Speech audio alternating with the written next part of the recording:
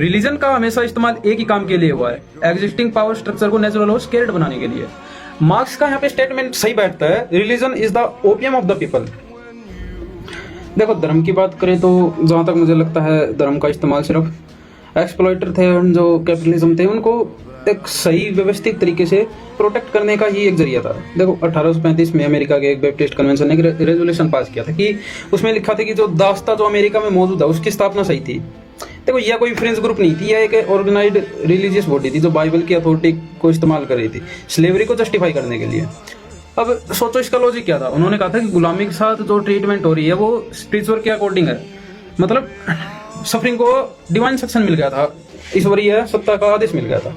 अब ये कोई आइसोलेटेड एग्जांपल नहीं है। 1905 में भी एक हेनरी वेन डेक ऐसा कुछ नाम करके कैपिटलिज्म के डिफेंस में लिखा था कि बाइबल की शिक्षा है वो ईश्वर दुनिया का मालिक है, वो अपनी इच्छा से सामान्य नियमों के अनुरूप हर आदमी को उसका हिस्सा देता। मतलब जो इनइक्वालिटी है दिखती है समाज में वो भी ईश्वर की मर्जी है, जिसके पास ज्यादा है उसे ईश्वरीय उसे इसलिए मिला क्योंकि डिवाइन ऑर्डर ऐसा ही है, मतलब जो उनके ईश्वर की जो व्यवस्था वो ऐसी है।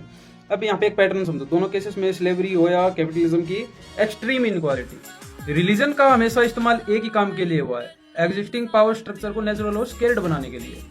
मार्क्स का यहाँ पे स्टेटमेंट सही बैठता है, religion is the opium of the people, जो अफीम वाला उन्होंने कहा था। मतलब यह नहीं है कि रिलीजन सिर्फ कंफर्ट देता है, इसका मतलब बहुत गहरा है।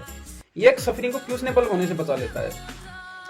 उनको जब किसी इनजस्टिस को ईश्वर की जब उन्होंने मर्जी बोल ही दिया तो उनके अगेंस्ट फाइट करने की यूजेंसी खत्म हो जाती है। काउंटर आता है, या तो कुछ लोगों का मिसयूज था। रिलीजन का कोर मैसेज ये नहीं है, लेकिन पार्टली सही है ये भी। लेकिन सोचो यह मिसयूज इतना आसान क्यों था? क्योंकि स्ट्रक्चर में ही कोई पॉसिबिलिटी थी ना। जब कोई डिवाइन अथॉरिटी क्लेम करता है तो पावर उसे अपने फायदे के लिए रीइंटरप्रेट करवा सकता है।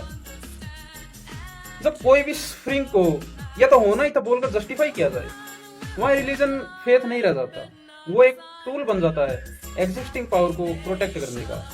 जो एक्सप्लॉइटर्स थे, जो पूंजीवादी थे, उनको प्रोटेक्ट करने का हमेशा से धर्म एक टूल रहा है।